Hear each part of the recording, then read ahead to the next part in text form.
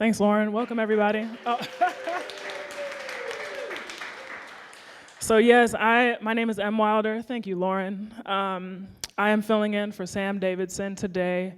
We have a deep bench here at the EC, so maybe you'll have the opportunity to meet a few other team members up here in the future.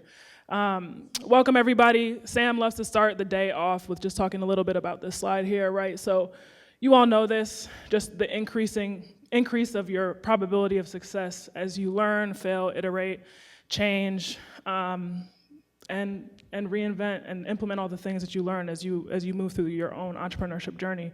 So I'm gonna go ahead and jump in. We're gonna invite Q Taylor up to talk about the things that he's learned along the way as the co-owner of both Sinema and 8th and Rose. So welcome, Q.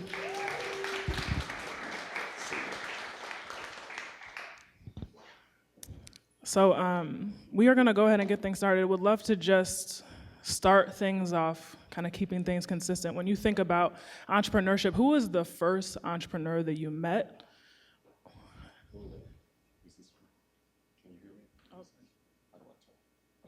Good morning. How's everybody doing? Good.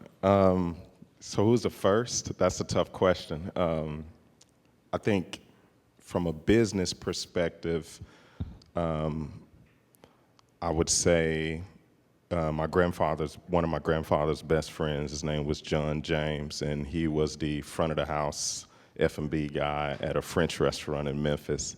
But where I grew up, there was tons of entrepreneurs in positive ways and negative ways, if you know what I mean. So, so you see those examples in your childhood, and through life, obviously, you make choices. So you kind of take a little bit of all those things and find your own path. But when I was 14, that was my first restaurant job, and he was like the first old black guy that I saw in the restaurant business. And it was a French restaurant in Memphis called Paulette's, which is in Overton Square. It's no longer there, but it was, at the time, probably one of the top 3 restaurants in the South. And in the summertime, my mom made me get a job there as a busboy. So my restaurant journey started when I was 14 years old. So That's amazing. So you've been doing it a long time, over 25 years in the industry. Yeah, I'm old. Hey. We weren't gonna say all that, but you look good. The skincare regimen is strong. A lot of skincare. Yeah. I'm 47, so if anyone's wondering, I'm 47. So I've been doing this for over 30 years. So. Yeah. So you are going to stick around for a few minutes if people, want to take other notes. So can you talk to us a little bit in breaking down? Can you give us kind of a highlight reel? So you talk about the age of 14. So how does Q get from 14, seeing all sorts of different folks around the community, to where you're at now? Yeah. Well, I think the journey started there. I grew up without a father. But there was a lot of, positive influence throughout my childhood. And then it really started in undergrad. I went to school at the University of Tennessee in Knoxville. And when I was in school, my junior year, I started working in this restaurant called Riverside Tavern. And I was a server. And this guy, his name was Glenn Kirtley. He was like, hey man, what do you think about supervising? What do you think about watching the floor? You take leadership in all of these opportunities that we try to do. Your check average is the best and all this. I was like, man, I got 18 hours this semester. There's no way I can do it. And he made me an offer I couldn't refuse. He paid me pretty good amount of money at the time, which looking back, it actually wasn't that much. So I started managing restaurants in undergrad, graduated at University of Tennessee, and I ended up staying there for another year after I graduated, running 2 restaurant operations.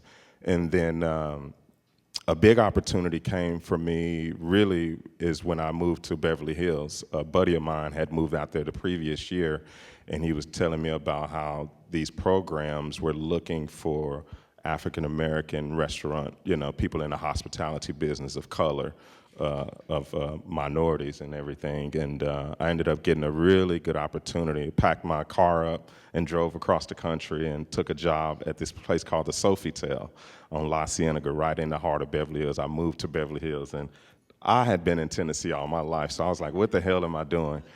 But, my mom was very encouraging at the time. She was like, this would be great for you because it's going to teach you diversity and putting you outside of your comfort zone, because all the way up to then, from 14 to 22, I just been working in southern restaurants in Memphis and Knoxville. And so it was a game changer for me because, you know, as an entrepreneur or as a leader, I think your job is to pour. You know, you have to pour, pour, pour, pour, pour. And what I mean by that is the creative, the thoughts, the cogitating, all the things that you got to pour all your energy into it. And the people that work for you have to produce. So what I learned is in a leadership role, you have to pour your energy into the people that are reporting to you. And that's when I really learned that I don't know nothing. And that is how your silverware is supposed to look when it's sitting on the table. What's the difference from a wine that comes from Northern California versus a wine that comes from Italy? And when you're in Knoxville, no one was talking about that, you know. So from an educational standpoint, that's where I got the knowledge, and I became great at it. And people took notice of it, and that led to more opportunities. Am I talking too long? Oh, I'm just telling you my story. And so when I was working at this hotel, and this is probably the two biggest influences up to that moment in my career, it was a gentleman by the name of Kerry Simon. And Kerry Simon was, in the 80s, I would say, in the late 80s, early 90s, one of the first celebrity chefs. And what I mean by that is when I started working with him, George Clooney would come in the restaurant and eat dinner. That's how big he was. Or Bill Murray would come in the restaurant and eat dinner, and I would make sure that they have an amazing experience. And we were successful at it because I'm an outgoing individual, he's an outgoing individual, and people started taking notice, which led to another opportunity in Las Vegas with the Maloof brothers. And at the time, if you're old like me, the Real World was like a huge thing. And at this moment, they were doing the Real World season in Las Vegas, and they were opening a new casino called the Palms Casino. And they were opening a new tower, and they said, hey, we want Kerry and Q to come out and do this exact restaurant that you did at the Sofitel in Vegas. So we packed our bags and moved to Las Vegas. And I ended up being the food and beverage director of this tower at the Palms Casino. And we were super successful. And that taught me, and this is with the entrepreneur side, this is where the story is leading to. That taught me how to open a business because we were in construction, right? And every opportunity that I had before then, it was already built. So it's like raising the money, the square footage, the rent, the staffing levels, the marketing, the PR, the social media, which was, and I can tell you about social media during that era, but you know, and getting the articles and all those things. And that's when my juices started flowing during that process. And I realized that the entrepreneur side was in me the entire time, and I didn't realize it. And it just started, I started thinking about all these examples throughout my childhood, and I started coming up with ideas over time. So I spent 4 years in Vegas, then we did another project in DC for Colin Reed, who is the CEO of Ryman Hospitality right now. And I've known Colin Reed since I was a little kid, and he got me to move to DC to do a project, and that's when I was like, all right, we need to think about other journeys in life, and that's when I really started digging into the entrepreneur side. So, I love it. Thank you, Q. Thank yeah. you. So I want to zoom in for a moment because I think you highlighted some pieces that are really relevant to folks, especially as they think about growing a team, company culture. Yeah. Can you just talk about how would you kind of summarize some operational practices? I know you and the Sinema team, Nathan Roast, are really committed to excellence across the board. Yeah, and it's What not does that that look excellent. Look, It's you're hard. trying. We're all trying. Yeah, you're Okay? striving for that, you know, and that's the pouring side. Those are the, you know, two P's we try to live by is, you know, when you're running a business, your job as an owner is to provide your team with every tool that they need to succeed. And I know that sounds nuts, but you have to. Because if you don't, they're going to have an excuse not to provide excellent service for the customer. And my motto that I've learned since day one is you provide your team with every tool that they need to succeed. In return, they're going to give the guest a great experience. And the results of that is growth on the bottom line. Because if you got every tool that you need to succeed, there's no reason that the guest should not have a great experience, right? That is, someone like coffee with acidity from Brazil, or someone who likes more of a flavor profile from Costa Rica, or someone who is really into seafood as Sinema. We try to provide all the education, all the products, and all the services so you can return and have another experience and another experience. So I don't know if that answered your question. Oh, it does. Thank you. Yeah. So let's talk a little bit. So moving everywhere, right? I'm curious to know a little bit in thinking about, present day Eighth and Roast and Sinema. You're a co-owner, so we have a lot of co-founders in the space in our community. What is that? Can you maybe share anything related to the highs and lows, or maybe it's just highs for you, of kind of the intention that goes into building with other people or with someone else? Yeah, I think it's two things in life almost, like, either you are an entrepreneur or you work in another route where you're not an entrepreneur. So that's tough. But life is tough. And I think the hardest thing in life, to me personally speaking, because I see it from people that I grew up with in Memphis, people who chose different paths and it didn't end up the way they want, or it's just about finding something that you enjoy doing the most. So if you really enjoy what you're trying to create and start, then you should go for it. Because truthfully, we got one life, so if you're passionate about it, pour your energy into it. It goes back to that word, pour. You got to pour it all into it so you get the results. And then you got to find the right people to execute and produce. So, highs and lows is arguments, tough conversations. I just had a tough conversation with my business partner yesterday, and we was in there yelling at each other for 2 hours. And but at the 1 hour and 57-minute mark of that tough conversation, we were aligned and we moved forward and we got it done. So, and Sam, I've known Sam since I was 14 years old, and luckily we can yell at each other. But I think if you're doing a partnership in your entrepreneur's goals, you got to not worry about how the other person's going to be affected by what you're trying to achieve. And that's like John Lennon and Paul McCartney, or Marvin Gaye and Smokey Robinson when they're writing a song. There was always, challenges, but you just got to work through those things. It's like a marriage, so. Oh, thank you. Yeah. So, Eighth and Roast, Sinema, we talked kind of briefly before we started the program. Just what's a general kind of status update? How do you kind of spend your time between the two brands? And just what sort of intention kind of goes into growing the brand specifically locally here in Nashville? Well, Eighth and Roast is different because when we opened Sinema June 26, 2014. And when we opened Sinema, we opened to huge success. We recruited a high-level, very popular chef who was based out of Chicago at the time. And in 2014 in Nashville, it wasn't what it is today. So we were kind of ahead of the curve in a lot of ways, along with restaurants like Josephine, who recently just closed, and Prima, and some things that Max and Ben Goldberg were doing with Catbird Seed and Pinewood Social. So it was like that wave, and we came out with a bang, and we won Best Restaurant, I think, twice in the first 3 or 4 years, and traffic every day, and all those things. So the first 2 or 3 months we opened, we were getting all these great reviews, but they were like, love Sinema, the chef is great, the ambiance is cool, the music is great, the staff is friendly, but the coffee sucks.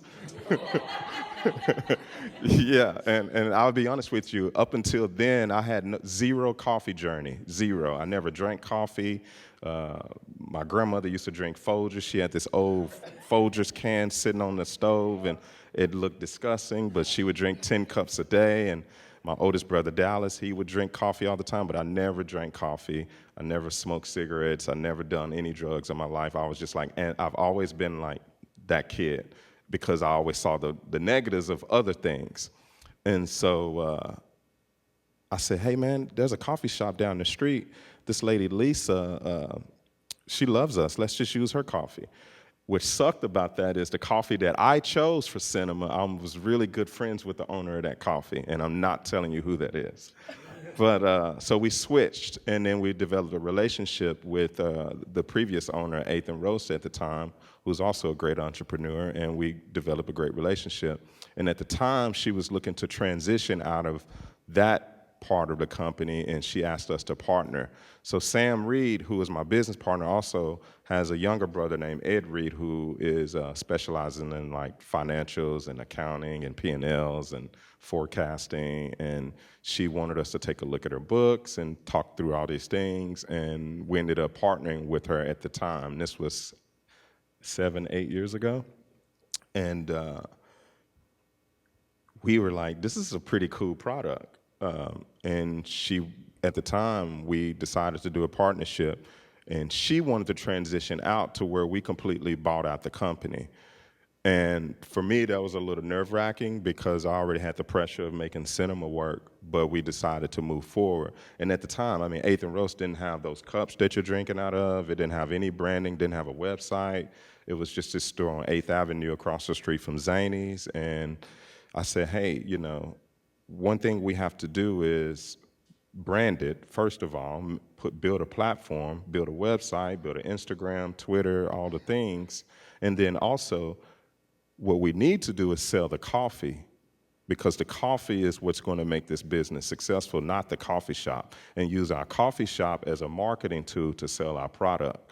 And so we focused on that, and we honestly changed a lot of the coffee profiles. We focused on direct relationships with farmers, as many as we could across the world, and that's where the success started happening. And at the time, Sinema was in a really great place where I can focus on the sales side. So I got super educated on the coffee knowledge, the sales, building the relationships. We traveled to Costa Rica, and we went to Ethiopia, and we went to Guatemala and Brazil, and this year we're going to Brazil in September, which I'm really excited about. I booked the extra 4 days. So You deserve it. You you deserve know, it. and our thing was, if we can get direct relationship with the farmers of these places where we're getting these coffee beans from, how can we affect the lives of the people we're getting the products from? Like this place we just did a partnership with in Costa Rica. Our coffee purchase has helped them build a medical facility. It's helped them build a daycare for their kids, for the farmers who are up in the trees, picking the beans off the trees and stuff. And so you drinking a cup of coffee actually helps some 5-year-old kid down in Costa Rica and their parents getting daycare. So I said, we got to cut out the middleman and get direct relationships with our farmers so we can have a huge effect on the people that we're getting this product from. So in 7 years, we went from 1 coffee shop to 5 locations. We had 3 wholesale partners at the time when we first bought the business, which was a church, Sinema, and I think Burger Up. And now we got over 300 wholesale partners, and we're in over 100 grocery stores in Tennessee because of the coffee and the relationships. And the entrepreneurship is all about the relationships. So Thank you. I don't know if that made any. No, it did. It did. I I'm go on glad you're. tangents. No, I love it, and I'm glad. That's a lot. I also just I appreciate kind of the mission-driven spirit of what you're doing with Eighth and Roast as well. So, and you enjoy those extra 4 days in Brazil. Before we wrap, I want to leave a few minutes for questions. Q is, as you can probably understand, off to the next thing shortly after we wrap, but he will be around if you want to ask some questions. What's next for you? What's next for your team in terms of anything that you can share that you feel like is on the horizon that you're excited about? Yeah, I would say just to keep going and diversify as much as we can. Over the last 10 years, I moved to Nashville in 2013, and we opened Sinema in 2014. So I've had 10 years of ideas outside of Sinema and coffee. So, we've poured a lot of energy in consulting. We do a lot of consulting on a lot of projects. around town. We just finished a consulting project for a hotel that's opening up. We consulted on a Sheraton project and we do a lot of consulting, where there's financial analysis, branding, staffing, hiring. So, obviously with our combined years of experience in hospitality, we're able to do that. But we also want to do more restaurant projects. We have a really good project that we got tucked away that we feel like would be super successful in Nashville, like a 50-seat restaurant that's pretty cool. And I won't tell you any more details on that. We just acquired another coffee business. We just bought Good Citizen. So 8th and Roast and Good Citizen is one company, and Common Voice, which is a cold brew coffee can product. So we're just working and keep pushing, So we'll see what the future holds, Beautiful. Well, But we've also failed. I want to be clear on things. Okay, let's hear it. Yeah, so I want to be clear, like, we haven't hit home runs after home runs. Like, a part of entrepreneurship is missteps, failures, bad hires, great hires, poor leadership. I've made mistakes. So I want to be understanding that, sometimes I've said the wrong things, sometimes I believed in the wrong things, but the goal for us is not to repeat those mistakes, right?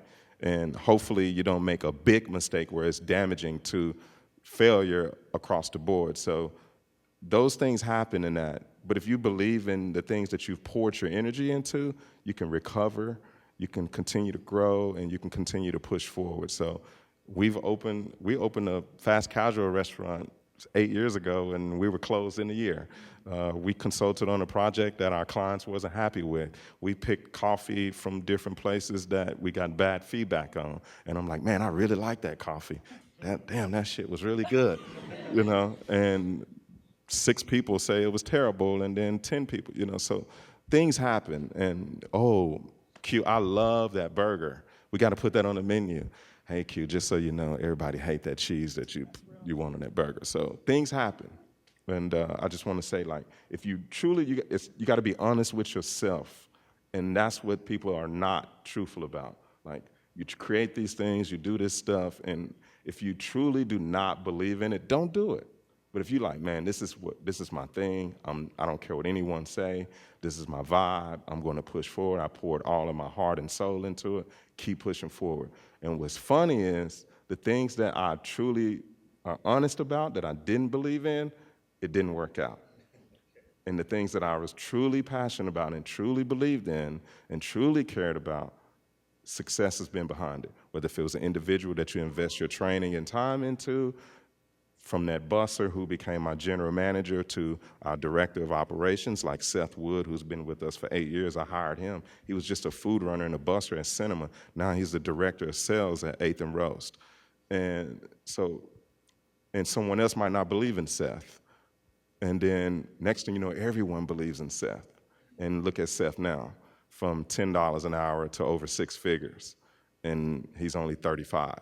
And my energy that I poured into him has led him to these great things.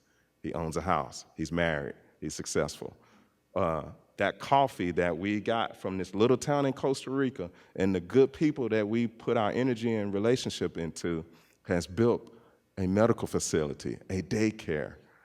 And 2 people wasn't that excited about that coffee that we did, but we kept growing and kept having conversations till we got the perfect bean that everyone's drinking today, and look where we are. So it's pouring. Yeah. Thank you. Oh, I didn't bring my journal today. That was a word. Thank you. We do have time for a couple questions. I want to make sure we get people where they got to go next. I saw Alexa, your hand first. Yeah, not a question, but a note of appreciation. I actually was to my wedding reception at Sinema this December, and part of that decision was because of the hospitality there. So it's a lot of appreciation for what you've done. I appreciate that. Thank you. Look at that. Yeah. Go ahead. So you mentioned the French restaurant early on. Paulette. The one that you worked at when you were younger. Okay. How much impact did that have on your direction, being in such a high-end, top 3 restaurant? When I was a kid? Yeah, when you were a kid. Yeah. I feel like that kind of set you down a certain path, or how? Yeah, I didn't go into a lot of details, but during that period in my life, my mom had she was battling an insane drug addiction. And she wasn't in my life consistently as much as I needed her to be, and my youngest brother as well. So it was a tough time for us. And then my oldest brother had just recently went to prison. So I was kind of on an island, and then my best friends, one was delivering pizza, which is my friend Barry, who passed away recently, and he was one of my earliest childhood best friends. And then I had another friend who sold drugs, and I had another friend who was trying to play basketball, but was keep getting pulled out of what he was passionate about based on his surroundings. So I was like seeing all of this stuff. I was like, shit, like, okay, I can either do that, I can do that, I can do that. And then my grandfather's friend was like, no, you're gonna do this. And the key to that was I could walk to work, so it left me with no excuse. And I liked it because when I started working there were people who were working in this environment that did not come from where I come from. And there were other kids who was bussing tables and food running and things. And I was like, so it was just more of a positive environment for me that led me to become like attached to it. And so when I go to work, I used to want to go to work because when I go home, it's not the same. So that's kind of where that journey started. So truthfully, that was luck, truthfully. And we're all gonna get luck, but it's a matter of like taking advantage of that. If you find $100 on the ground when you're going to the parking lot and you pick it up, what are you gonna do with it, you know? I'm gonna go here and there, and we'll probably have to wrap. This is just a general question. Would you say that relationships or quality of resources determine success when you make a connection? Definitely relationships is crucial, and not burning those relationships, right? I think a lot of people get lucky and find the right people that can put a positive influence in your life, and if you got the right integrity, you know, that can lead to more opportunities. Or if you don't, and you take advantage of it and burn the bridge. So I would say relationships lead to your resources. So one thing leads to another. So, you know, if you got people around you that are invested in you and want to see you do well, you're going to have more resources. And that's building those relationships. It's, hey, I met this guy, he can get this coffee for $3.25 a pound and he likes me and we have a good relationship. Or the opposite. So yeah, I think relationships lead to more resources. So. Thank you for sharing your story. I wanted to ask about who have you made sure was on your support team or like your board of advisors to make sure you got to your vision and that it came to reality. I'm I guess a new-ish entrepreneur, and I relate to a lot of parts of your story. And I think that sometimes it's hard to know, like, who do I need on my team to make sure I'm getting to where I want to go? There's a bunch of people, so, you know, I would say for sure you can't do this thing alone. So I'll be clear on that. There's a lot of people who have mentored me over the years who, when I make mistakes, they call me out on it, you know, or if I do something wrong, they hold me accountable. I think you need about 2 or 3 people in your life that are going to be honest with you at all times, right? Until you call you out on your, you know, when you are trying to skip a step, right? Fortunately, you know, my oldest brother got out of prison. He turned his life around completely, and he's always been someone that I can complain to. I know that sounds, but you need someone to like get your stuff off to. So Dallas is always, his name's Dallas. He's always been someone that I can like just get that off to. Sam Reed, my business partner, you know, we're like-minded in our freedom search. And I think entrepreneurship is really about self-freedom. And we're very similar in that realm, like our energy, and just kind of wondering, getting the most out of life you possibly can. And I think entrepreneurship is truthfully about the search for freedom in your subconscious. And that's what separates the entrepreneurs from other people on this planet in one way.